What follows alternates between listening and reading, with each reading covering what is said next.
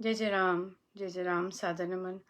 परम प्यारे राम, परम पूज्य गुरुजन, परम दिव्य आत्माएं और आप सबके मंगल आशीष लिए परमेश्वर कारण कृपा करके अपने श्री चरणों में लेके आए हैं। उनका बारंबार धन्यवाद, अनंत अनंत अनंत बार धन्यवाद, अनंत बार धन्यवाद। गुरुजनों की अथाह कृपा से वे हमें मन के रूपांतरण में लेके आ रहे हैं, आते हैं, आए हैं। उनका बारंबार बहुत बहुत धन्यवाद, बहुत बहुत धन्यवाद। और बहुत कृपा बरसाते हैं कि वे हमें यहाँ लेके आते हैं। पूज्य श्री महाराज श्री का अवतरण दिवस कल, और उन्हीं के उपलक्ष्य में वे बहुत सुंदर सुंदर गिफ्ट्स देते हैं हमें, और बहुत बहुत ही अनंत स्नेह कि हम उनका अवतरण दिवस अपने ही छोटी छोटी तरह मना सकें। हमारा कल जप यज्ञ भी अंत हो रहा है, उसकी भी पूर्णा होती है। और स्कूलों में भी पुस्तकें जाएंगी, और बहुत बहुत सुंदर, बहुत ही सुंदर उन्होंने रखा है। महाराज की बड़ी दया है, बड़ी कृपा है कि ऐसे सुअवसर दे रहे हैं। और प्लानर्स फ्री हैं, लीजिएगा प्लीज़। और बिल्कुल फ्री हैं, और आप जानते हैं अच्छे बहुत सुंदर प्राइस है उनकी, और एब्सोल्युटली फ्री हैं। केवल कोरियर चार्जेस हैं। लीजिएगा और बांटिएगा, महाराज को, गुरुजनों को पहुंचाइएगा, उनके शब्द पहुंचाइएगा अपने प्रियजनों में, ताकि उन पर भी कृपा बरसे। ये बांटने के हैं, खूब बांटिएगा आज के दिन, और लीजिएगा, बेझिझक होके लीजिएगा बेझिझक से लीजिएगा, जितना मन करता है लीजिएगा। उस पर कोई रोक नहीं है, नंबर की रोक नहीं है, बस केवल कोरियर चार्जेस देते रहिएगा, बाकी सब जी खोल के लीजिएगा। ठोक में लेना चाहिए, ठोक में भी ले सकते हैं। सो बहुत बहुत कृपा है गुरुजनों की, अनंत कृपा है गुरुजनों की। मेरे पास बहुत सुंदर प्रश्न आए, पर एक प्रश्न जो कि मुझे खड़ा कर देता है सदा, और फिर हम उस पर चर्चा करेंगे। और वो बार बार आता है, शायद संग रहते हैं, पर क्योंकि रेगुलर या टॉक्स नहीं सुनते, इस कारण आते हैं प्रश्न फिर से उठ के। बट आई थिंक उनकी ज़रूरत होती है, क्योंकि समाज इन चीज़ों से ग्रसित हुआ पड़ा है। और मैं समाज पे तो बाद में जाऊंगी। हमारे परिवार यहाँ पर एक विशेष होगी सूचना कि कल से श्री परसों से, मंडे से, श्री अमृतमानी व्याख्या जी का समय 3 बजे रहेगा। 3 बजे रहेगा। अभी शायद 4 बजे होता है, 3 बजे हो जाएगा, क्योंकि अमेरिका का समय बदल रहा है कल। और मुझे कुछ समय लगेगा एडजस्ट होने को, पर आई होप सब ठीक ही रहे। महाराज ने प्लानर्स दिए हैं, तो लिख के बेटर रहेगा। सो इन पे चलेंगे। और इतनी सुंदर तरंगे पूज्य श्री महाराज श्री के जन्म दिवस की, अवतरण दिवस की, और मानो वसंत आया है ना। महाराज का जन्मदिन मानो वसंत आया, हमारे लिए तो वसंत ही है। बहुत बहुत ही प्यारा। और हम एक और चीज़ करेंगे, देखते हैं करते हैं कि नहीं करते, जैसे महाराज को पसंद होगा। हम कुछ देर के लिए एडल्ट बुक क्लब को पॉज देंगे, जैसे बाहर आ रहे हैं अभी, पॉज देंगे, और फिर उसकी जगह फिर से अपने आप को जानने की यात्रा आरंभ करेंगे। या कुछ और महाराज झोली में डालते हैं वो आरंभ करेंगे। पर एडल्ट बुक क्लब्स हमारा लगभग सभी ग्रुप्स जितने आए हैं उन वो सब कवर हुए और बहुत सुंदर चर्चा चली। पहले चैप्टर की ही चर्चा चली, नियम, प्रमुखता, अंग संग्रहणा और जाप और उसके साथ उनकी भावनाएं। सो हम उसको विराम देंगे और जब कुछ अगर महाराज चाहेंगे तो अगले चैप्टर्स पे आएंगे या जैसे वे चाहते हैं, पर अभी रुकेंगे। It's not off but it is a pause definitely. So उस पे रुकेंगे। सो हम चलते हैं आगे और आरंभ करते हैं कुछ प्यारा सा अपने गुरुजनों के श्री चरणों के लिए।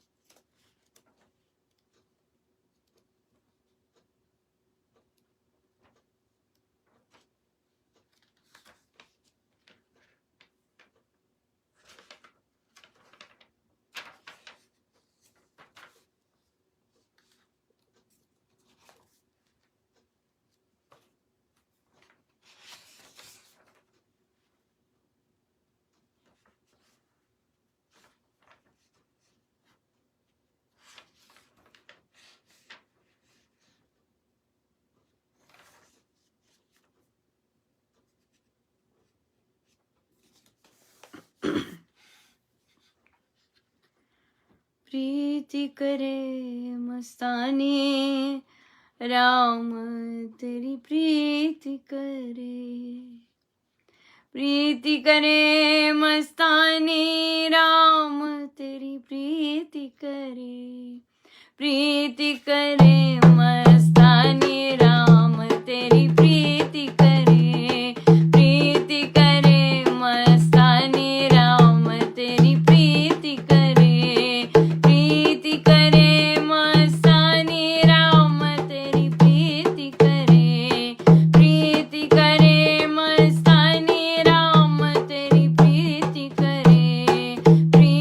करे मस्तानी राम तेरी प्रीति करे मस्तानी राम तेरी प्रीति करे। तुमने मुझको अपना बनाया, जैसी हूँ वैसा अपनाया, कुछ न देखा कुछ न सुनाया, कुछ न देखा कुछ न सुनाया, केवल हृदय लगाया राम तेरी प्रीति करे मस्तानी राम तेरी प्रीति करे मस्तानी राम तेरी प्रीति करे मस्तानी राम तेरी प्रीति करे मस्तानी राम तेरी प्रीति करे। तुझ में रम कर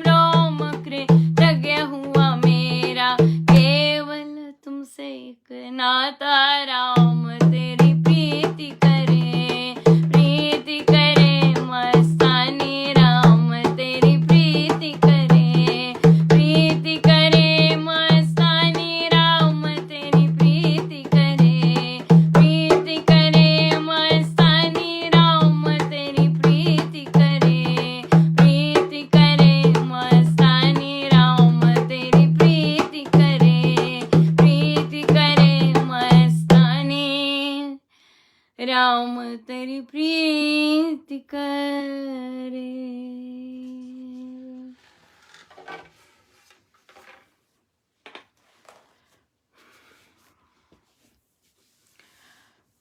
प्रश्न आया हमारे पास। मैंने अपने पति से कहा 15 तारीख है, मुझे सत्संग जाना है, मुझे जाने दो। मैं चले गई परमिशन लेने। बहुत बुरा भला सुनाया। बहुत अमीर हैं ये लोग, बहुत अमीर, बहुत पॉश लोकेलिटी में रहते हैं, बहुत रिच लोकेलिटी में रहते हैं, पर भीतर से खोखले, बोलने में केवल गाली उगलते हैं और संसार में बहुत दूसरा बन के जाते हैं। पर उनके घर पहुंची हैं, उनकी साधिका जी हैं और वहाँ और एक चीज करनी शुरू की है उन्होंने, नियम निभाना शुरू किया है। जितना कुछ भी हो जाए नियम निभाती हैं। यहाँ तक पहुंच गई हैं कि नियम निभाती हैं, अपने प्रभु को प्रमुखता देती हैं, क्योंकि उनको इसमें दिलचस्पी है। उनको हाई सोसाइटी के कपड़े पहनने नहीं पसंद, जबकि उनका पति यंग है, बहुत यंग है। पति को वो पसंद है और पति को शायद ईर्ष्या भी है उनसे, होती है ईर्ष्या। काम पर वे जाती और बहुत बहुत सुंदर तरह से डील करती, पर पति सबके सामने बेइज्जत कर देता। यहाँ पर और इन सब चीजों के बावजूद जब आज पति ने मना किया कि और गाली गलौज खूब किया, गुरुजनों को भी गंदा बोला, तो उन्होंने भी वापस बोला और झगड़ा हुआ। उन्होंने निर्णय लिया कि ठीक है, यहाँ नहीं जाऊंगी तो तुम्हारे साथ भी नहीं जाऊंगी। ये निर्णय लिया। सबके अपने अपने निर्णय होते हैं। हम किसी को, जैसे कल ही महाराज ने सिखाया, स्वामी जी महाराज ने, कि हम किसी को ना नहीं बोल सकते डायरेक्टली। जैसे कल स्वामी जी महाराज को किसी स्त्री ने बोला कि भागवत में ऐसे ऐसे कहा है। स्वामी जी महाराज ने कहा कि मुझे पता था कि ऐसा तो नहीं है, मैंने पढ़ी है, पर महाराज कहते हैं ना कहने की रीति नहीं है। कल ये सीखा कि ना डायरेक्ट कहने की रीति नहीं है। सो देखिए, हम और बहुत सारी महिलाएं ऐसी हैं आज भी जो बहुत सेवा कर रही हैं, पर अगर पति आज कह दे कि नहीं, वो सब कुछ छोड़ सकती हैं और चुप करके बैठ सकती हैं घर में बिना शायद कुछ कहे। हैं ऐसी महिलाएं जो अपने परमेश्वर का, अपना जो अच्छा लगता है, अपना जो पैशन है, वो छोड़ सकती हैं अगर उनका पति कहे तो। सो देखिए, ये चीजें अड़ी होती हैं, ये गांठें होती हैं। जब वे महिला रो रही थी और बोल रही थी, उन्होंने एक ही चीज बोल रही थी, मैंने सब कुछ किया, मैंने अपना सब कुछ। वे क्रिकेट मैच देखते थे, उनका मन नहीं होता तो वो प्रवचन पीयूष पढ़ती थी, तब भी नहीं पढ़ने देते थे। होते हैं ऐसे बहुत मेल्स इस तरह से होते हैं। उनको पसंद ही नहीं होता कि महिला अपनी पसंद का कुछ करे। क्यों? क्योंकि उनके मन में ये होता है, ये मेरी प्रॉपर्टी है, ये सिर्फ मेरे लिए है। आपको याद होगा कुछ दिन पहले जब हम महिला दिवस मना रहे थे, उसमें एक बच्चे ने, एक युवक ने लिखा था कि मैं महिलाओं को प्रॉपर्टी नहीं समझूंगा और समझता, मैं उन्हें इंसान समझता हूँ। मुझे मैंने उस बच्चे को क्लास में भी सराहा था कि ये बहुत बड़ी बात है, क्योंकि बहुत देशों में महिला को केवल अपने लिए एक ऑब्जेक्ट समझा जाता है। क्या मतलब है कि महिला को एक ऑब्जेक्ट सिर्फ मेरे लिए, मेरे कामों के लिए है? बहुत सी महिलाएं इन चीजों से गुजरती हैं। पति टीवी देख रहा है और वो चाहता है कि वो वहां पे बैठ के बस टीवी देखे मेरे साथ, बस बैठी रहे, खाए मेरे साथ। मैं चाहे मैच देख रहा हूँ, चाहे कुछ भी देख रहा हूँ, वो बस मेरे साथ बैठे, वो बस मेरे लिए हो। इसे कहते हैं पत्नी को ऑब्जेक्ट समझना। ऑब्जेक्ट समझना मतलब कि मेरे मित्रों ने बुलाया है तो चले। मेरी सोसाइटी में जैसे ड्रेसअप होते हैं वैसे ड्रेसअप हो। मेरी सोसाइटी में इतने अमाउंट की जॉब कर सकती है तो करे। दैट्स इट, दैट्स इट, और कुछ नहीं। अगर पत्नी एक चीज भी कहती है अपने लिए कहती है, मुझे अपने बच्चे को ये वहां लेके जाना है, मुझे गाड़ी दे दो, नो, अपने आप जाओ, गाड़ी नहीं है। मुझे मुझे अपने लिए पति पैसे ना भी होते हुए भी बहुत महंगी महंगी चीजें एक्स्ट्रावेगेंट खर्च करेंगे।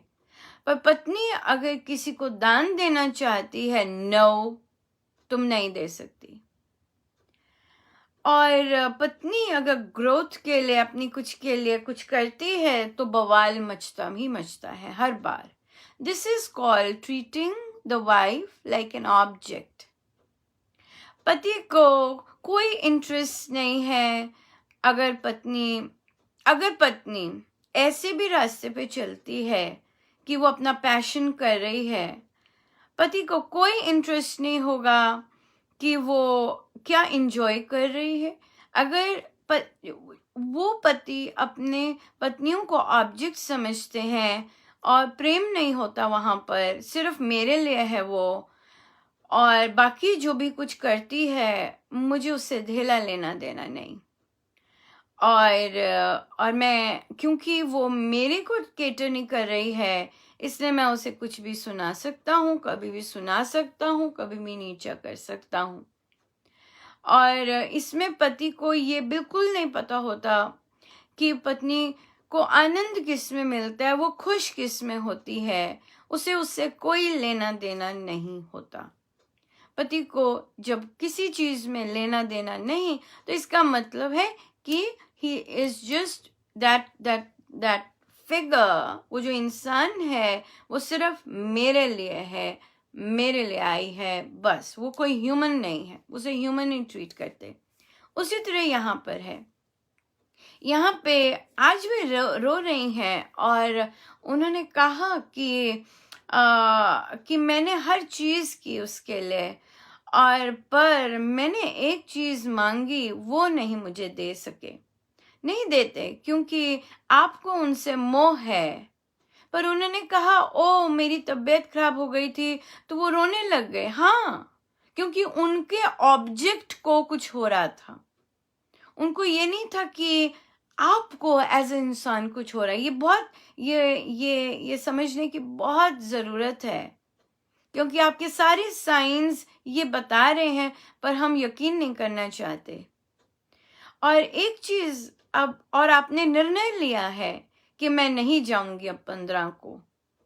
यकीन मानिए, देखिए, ये पत्नियां मना करने पर भी अपने पतियों के, उन्होंने क्या किया, पति का बिजनेस बहुत डाउन हो रहा था और महाराज से प्रार्थना की, प्लीज डाउन ना हो, प्लीज डाउन ना हो। क्यों, क्या सोच के? उन्होंने कहा कि अगर इसका बिजनेस चलता रहेगा तो ये मुझे तंग नहीं करेगा, मुझे परेशान नहीं करेगा। पर ऐसा तो नहीं हुआ। महाराज ने आपने जो मांगा, पति का बिजनेस चलता रहा, पर उसने आपको तंग करना नहीं छोड़ा। देखिए, इन चीजों में से महिला को कोई नहीं उठा सकता। क्यों? क्योंकि उसकी अपनी आसक्ति उसे जोड़े हुए होती है। उन्होंने ये नहीं कहा, उन्होंने कहा कि वो मुझे करने क्यों नहीं देता, अभी भी दूसरे पर है वो, क्योंकि मोह है इतना ज्यादा कि वो करने क्यों नहीं देता मुझे। ये नहीं है, कोई नहीं करने देगा आपको, आपको खुद ही करना पड़ेगा। और अगर आप सारा जीवन इन्हीं संकल्पों में लगाना चाहते हैं कि कोई मुझे करने दे, ऑलराइट, लगाइए। ये जीवन इसके लिए नहीं है कि दूसरा स्वीकृति दे दे। ये जीवन, ये दो तरह के हो सकते हैं, दो तरह के होते हैं ना, ये दो तरह की चीजें हो सकती है, बहुत सारे ऑप्शंस हो सकते हैं। और ये अपने पे डिपेंड करता है कि हम अपने जीवन से क्या चाहते हैं। हम मोह भी रखना चाहते हैं क्योंकि हमें मोह है, और as a result of which हम इंतजार करते हैं कि वो मान जाए, पर वो पीड़ा पे पीड़ा देता रहता है, देता रहता है, देता रहता है। और जब समय आता है फाइनली कि हाँ मान जाए, तो बहुत देर हो जाती है, आप कुछ नहीं कर सकते फिर। पर यहाँ पर एक चीज है, पर यहाँ पे सबकी अपनी अपनी पर्सनल प्रेफरेंसेस हैं। जैसे क्या चीज हमारे लिए बहुत इम्पोर्टेंट है, ये बात भी है। जैसे वे कुछ करना चाहती हैं, उनके लिए ये बहुत इम्पोर्टेंट है। दूसरे पर डिपेंडेंसी उनको कुचोर रही है, तो अब उन्होंने निर्णय लिया कि ठीक है, मैं सत्संग तो नहीं जाऊंगी, पर मैं कुछ करूंगी जरूर, ताकि मैं दूसरे को दे सकूं। मैं कुछ करना चाहूंगी ताकि मैं दूसरों को दे सकूं। और वो ये सब देखते हैं, जब हम बुक क्लब्स कर रहे हैं या जब बुक्स का काम करते हैं, जैसे करते हैं, तो उन्होंने कहा कि मैं ऐसा करना चाहती हूँ कि मैं दूसरों को दे सकूं। उसके लिए तो बहुत चीजों के लिए बहरा बनना पड़ेगा। जीवन में कुछ करना होता है, ऐसे ही नहीं हो सकता। और विशेषकर जहां आपको पार्टनर्स ऐसे मिले हैं जो कि आपको धेला भर अंडरस्टैंड नहीं करते, धेला भर उन्हें नहीं पता आपको किस में आनंद मिलेगा, क्या आपकी सेल्फ रिस्पेक्ट है। नो वे, नो वे, आपको बहरा बन के करते जाना पड़ेगा। हाँ, दो तरह से वो कर सकते हैं, इसमें भी बहुत है, दो तरह से कर सकते हैं। एक तो लड़ झगड़ कर उसमें तनाव में रहेंगे, और एक है इग्नोर करके दूसरे को बोलने देते जाएं, और अपने आप को इतना स्ट्रांग बना लें कि आपने जो करना है आप करते जाएंगे। दूसरा, स्पेशली जिन लोगों को गाली देने की आदत होती है, वो बहुत नीच स्तर पे गिरते भी हैं। पर ये अब आप पे डिपेंड करता है कि अगर आप कुछ करना चाहते हैं और तो आपको इन सब चीजों से इम्यून होना पड़ेगा। अगर आप रिटेलिएट करते हैं, बोलते हैं, सुनाते हैं, इसकी 100% गारंटी है अगले को कोई असर नहीं होने वाला, क्योंकि उसका मेंटल स्टेट ही उतना नहीं है कि वो समझ सके आप क्या कह रहे हैं। आपकी एनर्जी तो वैसे ही इतनी ज्यादा खत्म, ये बात है। और ऐसे कार्य करने के लिए अकेले ही चलना होता है। हो सकता है एक आध साथ दे दे, बट या बहुत सारी चीजें सुनने के लिए शक्ति चाहिए होती है। और आज हमारी प्रार्थना यही है कि हम परिस्थितियों से जूझने के लिए हमें बल मिले, हमें शक्ति मिले, और हाँ, जो जिनको भी जीवन में हर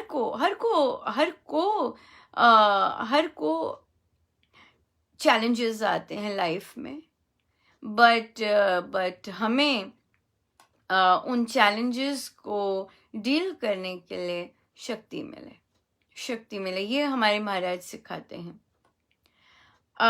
तो इसलिए एक और चीज, इसका एक और एस्पेक्ट है, वो ये है कि साधना के लिए जो मना करता है और आप अगर उसको किसी भी कारण अग्री कर जाते हैं, दोनों को भुगतना पड़ता है किसी न किसी फॉर्म में।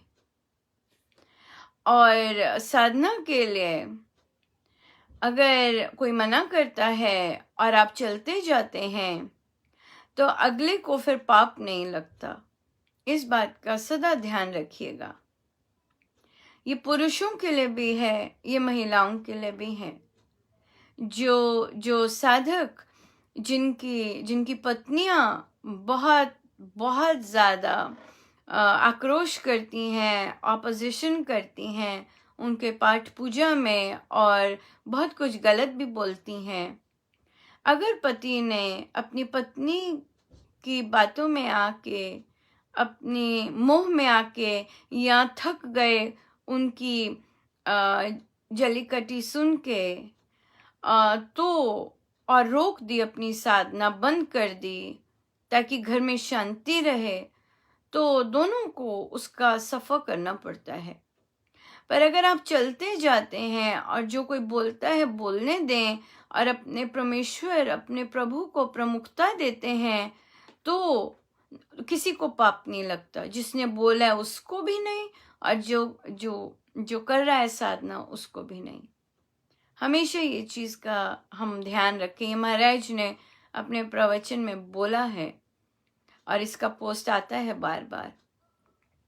और महाराज ने इसके साथ एक और चीज़ बोली है कि जब हम साधना के पथ पर आगे जाते हैं और परिवारजन हमें रोकते हैं, और हमने अपने कर्तव्य सारे निभाए होते हैं, तो उस समय वो रावण बन के आते हैं, रावण का रूप धर के आते हैं, और हमें रावण के आगे झुकना नहीं होता।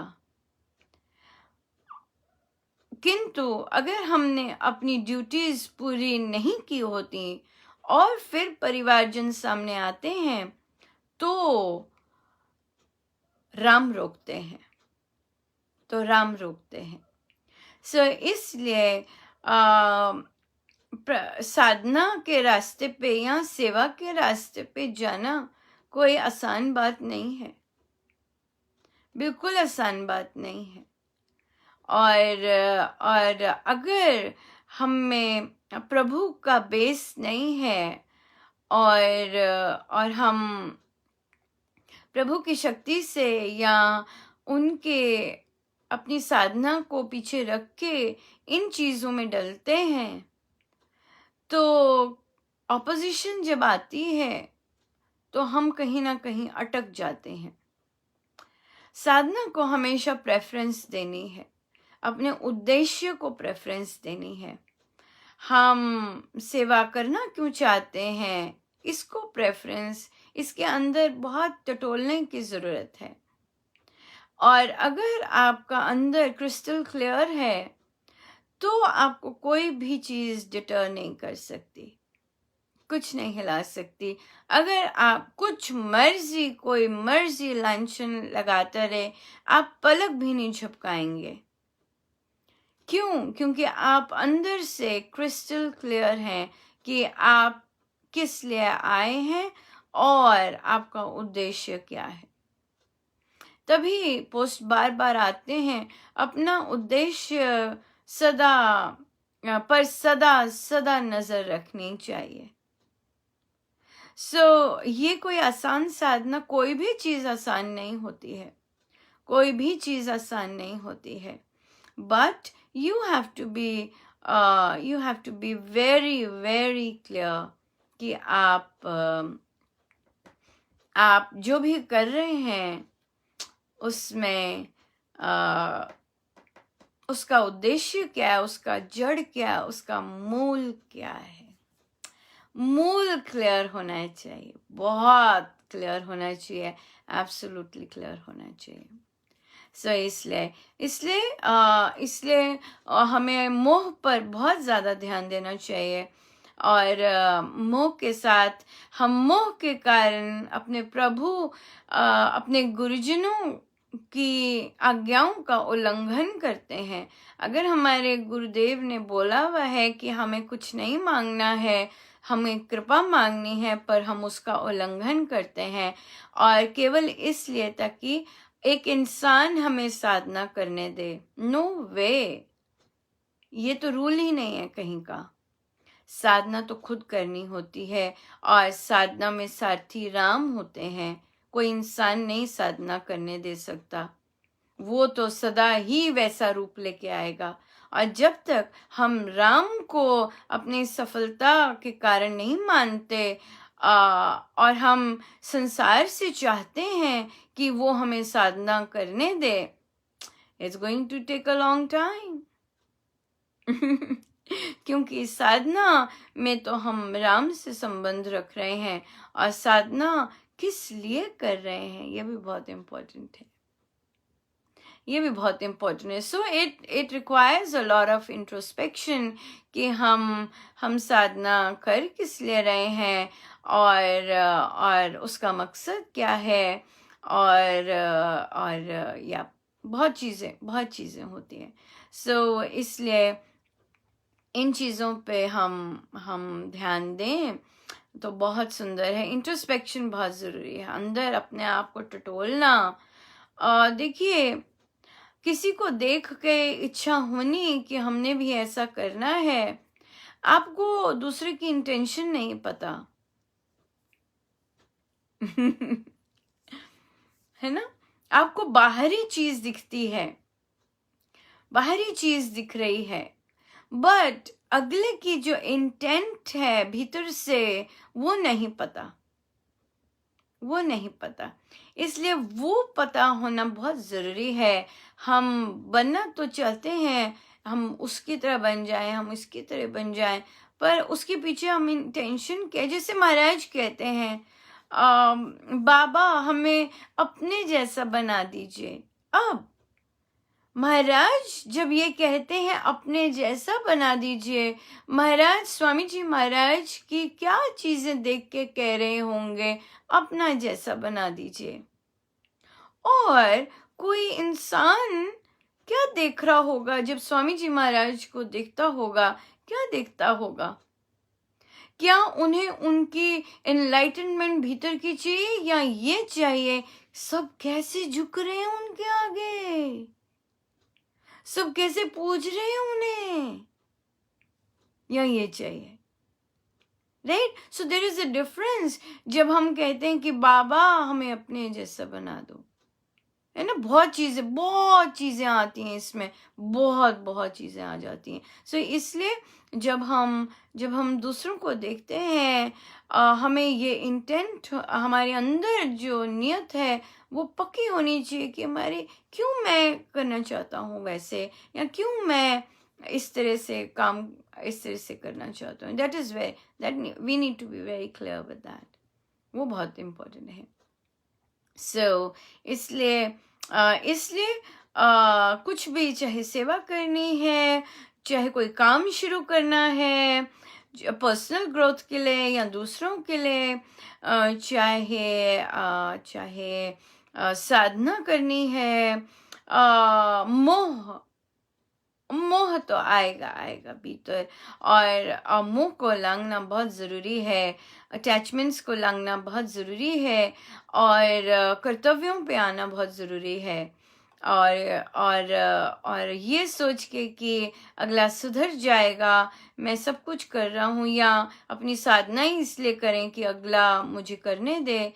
यहाँ पे फिर से सोचना पड़ेगा कि हम अगले को सुधारें, या अपना अगला जो करता है उसे अपनी सोच पे करने दें, और चुपचाप अपना काम करते जाएं। That's it. चुपचाप अपना काम, बहुत सारे हैं ना, आप निकल सकते हैं घर से, मुझे अपना ये करना है, आप रिटेलिएट कर सकते हैं तो आए दिन कलेश रह सकता है, और आप अपनी ग्रेस में रह सकते हैं, but that depends what kind of personality you are. You want to show others that what you are, you can also say back. You can also assert yourself, or you want to be graceful, और चुप करके अपना काम करें और करते जाएं.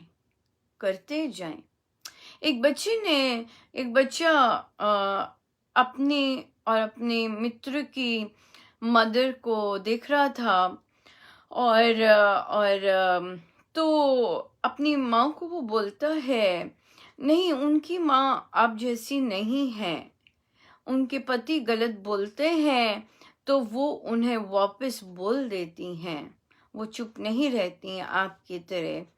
तो माँ ने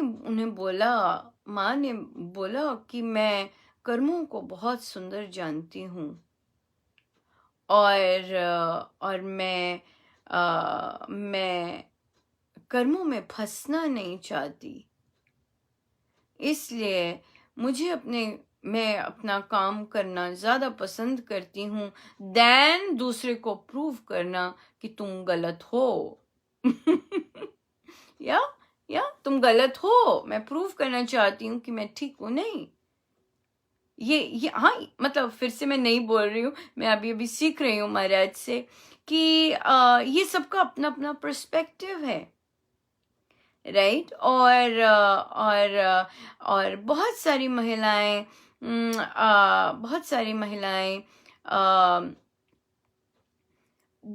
प्लीजर बनती हैं पसंद करने के लिए. नहीं, आप अपनी चॉइस से बैठते हैं, आप अपनी चॉइस जब मेक करनी शुरू करते हैं कि जो आपको मिसट्रीट भी करता है, गंदे से ट्रीट भी करता है, आप अपना चयन करते हैं कि आपने कैसे उसके साथ उसे ट्रीट करना है.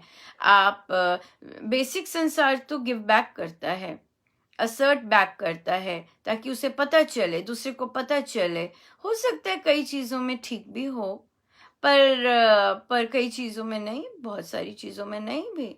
वो अगला बोलता है, वो बोलता जाए, पर मुझे पता है कि मेरी स्ट्रेंथ कहाँ है, और मुझे वहाँ से स्ट्रेंथ लेनी. मैं चलती जा सकती हूँ, ऐसा कर सकते हैं, but choice is all hours. बहुत सुंदर एक बच्चे ने बोला कि बुक क्लब थे आज, और बहुत ही प्यारे प्रश्न आए, और हमारे पास समय थोड़ा सा है, हम ले सकते हैं. बहुत सुंदर प्रश्न थे बच्चे के, और हम ये प्रश्न और कंटिन्यू भी करेंगे.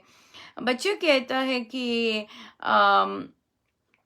हमें, देखिए, बच्चों को भी पढ़ते हैं बच्चे, और उनको वे सीखते हैं कि लगभग, कहता है आंटी 98% सब कुछ परमेश्वर के हाथ में है, उन्होंने हमें 2% दिया हुआ है फ्री विल का. तो वहाँ पर बच्चे को डेफिनेटली हम चर्चा हुई कि 98% हम कर्मास के अनुसार चल रहे हैं, जो कि हमने करके आए हुए हैं, हमें जो फैमिली मिली है, सर्कमस्टेंसेस हैं, सब 98% हैं. पर अगर कई 95 बोलते हैं, कई 99 बोलते हैं. सो जितना भी परसेंट बच जाता है उसे बच्चे भी जानते हैं, हम सब जानते हैं, फ्री विल जिसे कहते हैं. वहां पर हम क्या कर सकते हैं? हम परिस्थितियों के आगे झुक सकते हैं, नेगेटिव हो सकते हैं, रोध हो सकते हैं, और टेंशन कर सकते हैं. ये हमारी फ्री विल है, ये मेरा चयन है. या हम सकारात्मक होके परमेश्वर का नाम लेकर चलते जा सकते हैं, जो परिस्थिति है उसको चीर के निकलते जा सकते हैं. सो ये चॉइस दी है प्रभु ने कि हम नकारात्मक होकर रोते धोते रहें, टेंशन करते रहें, स्ट्रेस करते रहें, एंजाइटी करते रहें, या फिर हम पॉजिटिव होके उस रास्ते पर चल सकें जो कि हमें भीतर की ग्रोथ करवाता है. ना केवल भीतर की ग्रोथ करवाता है, बाहर की ग्रोथ भी करवाता है, हर ओर से ग्रो करवाता है. ये है फ्री विल. अपने आप को जानने की फ्री विल, है ना, बहुत सुंदर है। सो ये था। और भी बहुत सुंदर प्रश्न आए थे। एक और स्पष्टीकरण था कि बुक क्लब में बच्चों ने बहुत सुंदर प्रश्न पूछे। तो बच्चे ने बहुत प्यारा पूछा कि अगर हम देखते हैं अपने घर में कि सब धार्मिक हैं और अगर हम आध्यात्मिक बनना चाहें तो हमें क्या करना होगा, हम धार्मिकता से आध्यात्मिक की ओर कैसे आए। बहुत ही सुंदर प्रश्न और बहुत इंटेलिजेंट प्रश्न, और ऐसा प्रश्न जो कि बच्चा सुन रहा है, प्रोसेस कर रहा है कि हमारे गुरुजन कैसे हैं। ये इस तरह का प्रश्न था, बहुत सुंदर प्रश्न था। सो जब भी बच्चे पूछें कि अध्यात्म क्या है, या बच्चे ये, या हम पूछें कि बताओ भाई स्वामी जी महाराज क्यों आध्यात्मिक हैं, बच्चों को ये अब बोलना है कि स्वामी जी महाराज ने स्वयं को देह नहीं माना, मैं आत्मा हूँ। जो आध्यात्मिक होता है वो अपने आप को आत्मा मानता है। आप देखेंगे बहुत सारे आजकल वर्ड स्पिरिचुअलिज्म चल रहा है, और ये देखने के लिए कि वो रियल में स्पिरिचुअल हैं कि नहीं, वहां पर ये एक बहुत बड़ा यही एक फैक्टर है जिससे बच्चे, बड़े और कोई भी आइडेंटिफाई कर सकेंगे कि ये स्पिरिचुअल है कि नहीं। वो देह को ही सब कुछ नहीं मानते हैं कि देह जाने वाली है, और मानते हैं कि मैं आत्मा हूँ।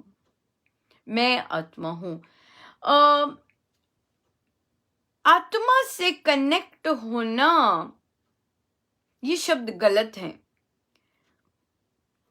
गलत इन दिस सेंस कि अगर मैं आध्यात्मिक हूं, बच्चे बोलते हैं, ये बच्चों ने बोला कि, और बहुत ग्रुप्स में बोलते हैं बच्चे, तो जब हम ये बोलते हैं कि आध्यात्मिक मतलब कि मैं अपनी आत्मा से कनेक्ट हो रहा हूं, तो मैं उनसे प्रश्न पूछती हूं, मैं कौन आत्मा से कनेक्ट हो रहा है? मन? तो किसका मन है ये? बॉडी? किसकी बॉडी है? तो यहां पर आता है कि आत्मा को देह मिली हुई है, देह को आत्मा नहीं मिली, आत्मा को देह मिलती है।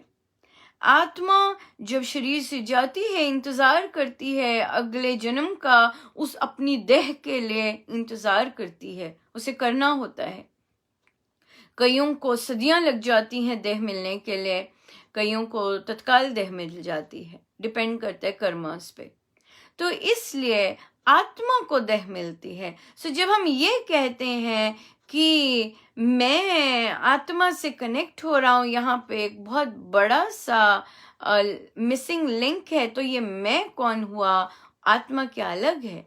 मैं आत्मा हूं, मैं हूं उस परमेश्वर का अंश, मैं आत्मा हूं। I am the soul. जो आध्यात्मिक होते हैं वे ये मानते हैं कि मैं आत्मा हूं।